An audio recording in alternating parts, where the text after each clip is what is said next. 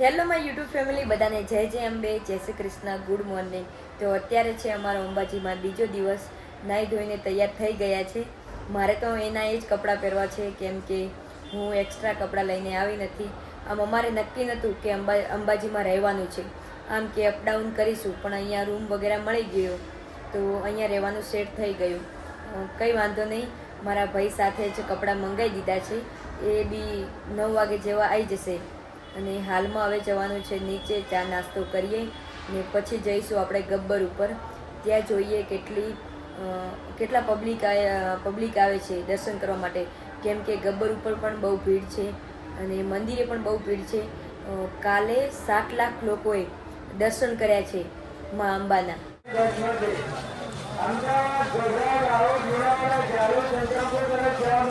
સવારમાં અમે અહીંયા બારે ચા નાસ્તો કરવા માટે આવ્યા છીએ અને લાખોની સંખ્યામાં લોકો ઉમટી પડે છે મા અંબે માના દર્શન કરવા માટે.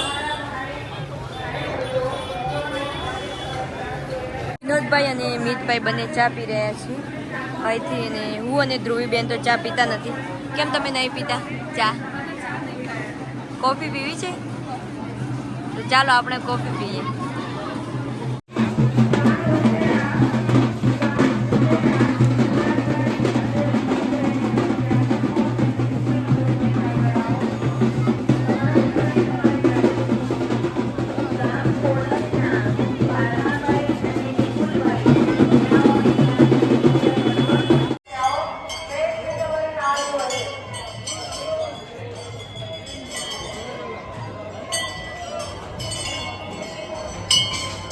ત્યારે પહેલાં અમે મા અંબેમાના દર્શન કરીશું. દર્શન કર્યા પછી વિડીયો શૂટ કરવાનું ચાલુ કરીશું.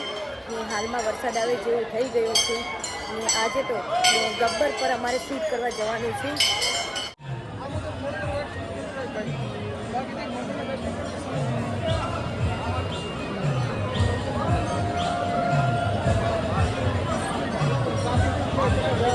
ત્યારે અમે જઈ રહ્યા છીએ ગબ્બર અને વરસાદ પણ ચાલુ થઈ ગયો છે.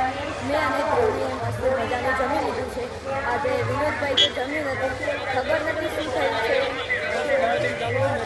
ડાયટિંગ ચાલુ છે એટલા માટે. તોય પણ જમવું તો પડે, ગબ્બર ચડવાનું છે. હા, ઓકે, એવું છે. હા, ચાલો ગબ્બર પર મળીએ.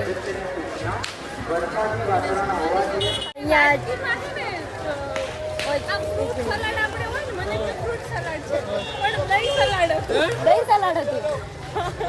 મેં તો ચાખ્યું નથી, પણ તમે દહીંની અંદર બધા જ ફ્રૂટ હતા, કેળા, સફરજન, ચીકુ, બધા ફ્રૂટ હતા. બીજું જમવામાં શું હતું? આપણે જમવામાં ગુલાબજાંબુ, દહીં સલાડ હતું, પછી પનીરની સબ્જી હતી, વાલની સબ્જી હતી, બટેકાની સબ્જી હતી, પૂરી, રોટલી, છાશ, દાળ, ભાત, પાપડ. હા, અહીંયા જમવાની વ્યવસ્થા બહુ મસ્ત કરેલી છે બધા જ માટે.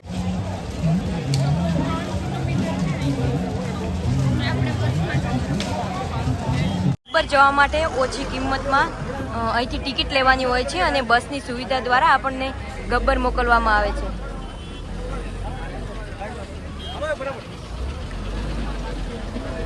ચાલો તો આપણે બસમાં બેસી જઈએ.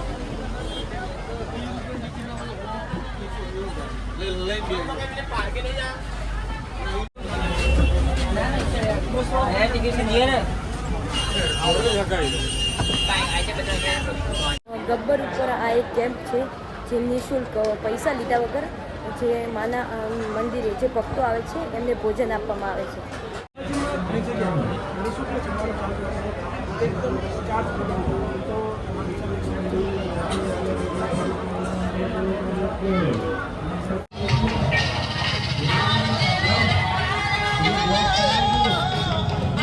અમારે ગબ્બર ઉપર ઉડન ખટોલામાં જવાનું છે, કેમ કે સમય એટલો બધો નથી.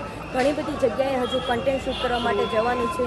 પહેલાં આપણે ગબ્બર પર જઈએ, ત્યાંથી કેમ્પમાં જવાનું છે.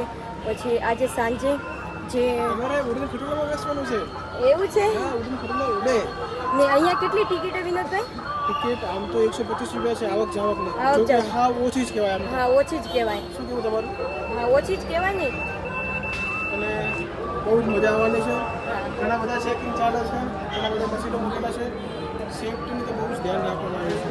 પણ સેફટીનું ધ્યાન રાખવું બી બહુ જરૂરી છે, કારણ કે દિવસે 7 લાખ જેવી ભક્તો દર્શન કરવા માટે આવી રહ્યા છે અને જુઓ અહીંયા કેટલી મોટી લાઈન છે હજુ તો. આમ તો લાઈન માં ઉભો રહેવા આપણે. બોલ મારી અંબે બોલ મારી અંબે. આપણે ખાવા માટે પોપકોર્ન લીધું છે. હજુ વાર થશે ઉડન ખટોલામાં બેસવા માટે. ફાઇનલી આપણે ઉડન ખટોલામાં બેસી ગયા છીએ. હવે સીધા જવાનું છે ગબ્બર પર. પાછળ વિનોદભાઈ અને ધ્રુવભાઈ બેઠા છે બીજા, અને અહીંયા ધ્રુવ અને મારા મોટા ભાઈ મહેશ આજે આવી ગયા છીએ. તો ચાલો હવે જઈએ ગબ્બર પર.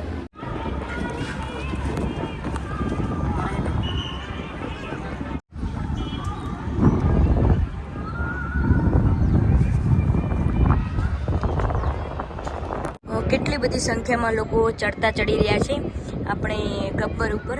કેટલી બધી ભીડ છે જુઓ.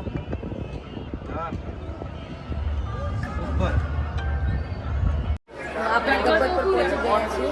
અહીંથી થોડું ચડીને જવાનું છે. ઉપર જોઈએ તો કેટલા પ્રમાણમાં પબ્લિક છે, કેટલી ભીડ છે.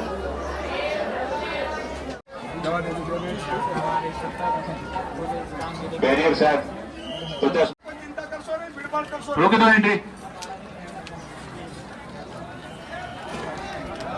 શાંતિથી તમારા દર્શન થશે. કોઈ બાળંદોડ કરશો નહીં. હા, બેરિયર 8 50 માણસો જવા દો.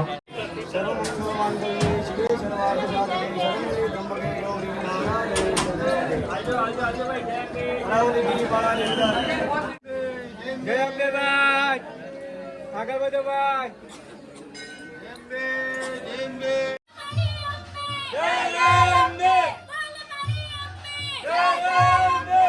પાછા આપણે લિફ્ટમાં બેસી ગયા છીએ ને નીચે જવાનું છે.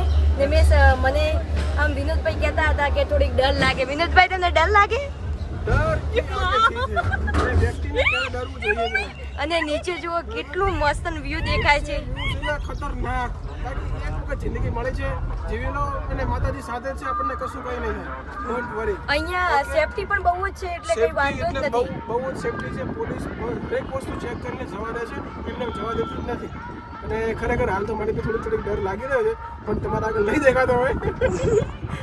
ના ના, મને તો ડર લાગતી જ નથી કારણ કે હા, દેખાય છે પહેલા મને. પણ આપણે હરિદ્વાર હમણાં થોડા દિવસ પણ પહેલા એ જ અલગ બેસીને હતી. આવ્યા હા, હતા. એ અલગ હતી. હરિદ્વારમાં હતી ને, મને ધ્યાન છે, પણ એ છે ને સીધી આ રીતે હતી અને હા. આ છે કે નહીં, આ રીતે છે ને, એટલે બહુ ડર લાગે છે યાર.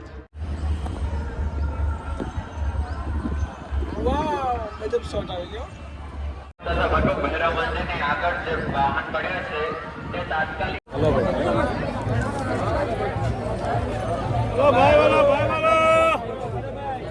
જવા માટે પાછી આપણે અહીંથી ટિકિટ લઈ લીધી છે. ઓલરેડી સરકાર દ્વારા બસની સુવિધા કરેલી જ છે મંદિર સુધી જવા માટે ઓછા કિંમતમાં. તો ચાલો હવે બસમાં બેસીએ. પાછા હવે આપણે બસમાં બેસી જઈશું.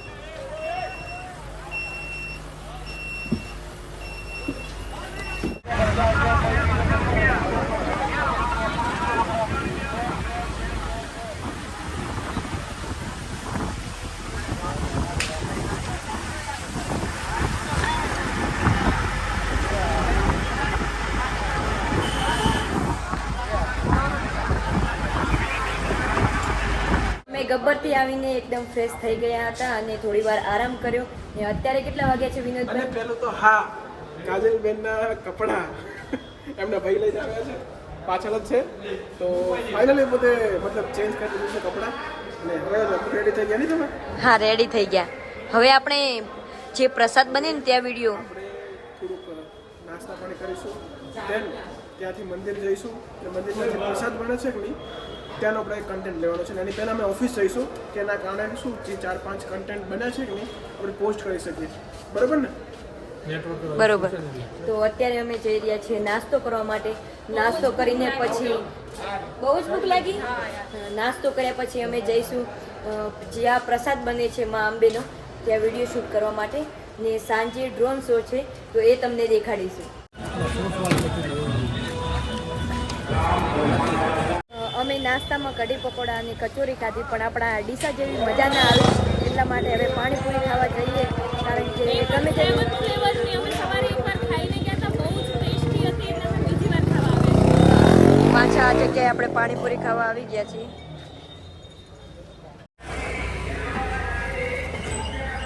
પાણીપુરી ખાવાની મજા આવી ગઈ ને અત્યારે અમે જઈએ છીએ સોશિયલ મીડિયાની ઓફિસમાં, કારણ કે અહીંયા ક્યાંય નેટવર્ક આવતું નથી. ત્યાં આપણે વાઈફાઈ કનેક્ટ કરવાનું છે અને એ વાઈફાઈથી આપણે વિડીયો વગેરે અપલોડ કરીશું. અને અત્યારે સાંજના 6 તો વાગી ગયા છે.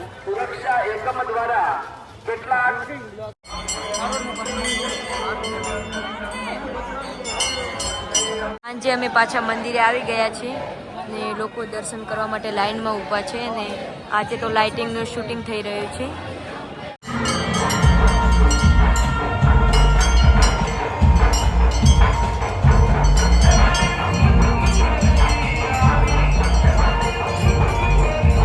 બધા જમવા માટે અમે આવી ગયા છીએ.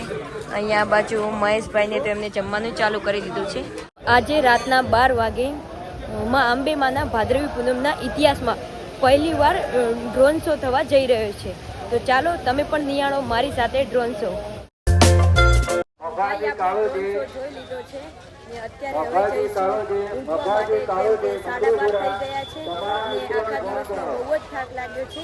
હવે મળીશું સવારમાં. જય જય અંબે.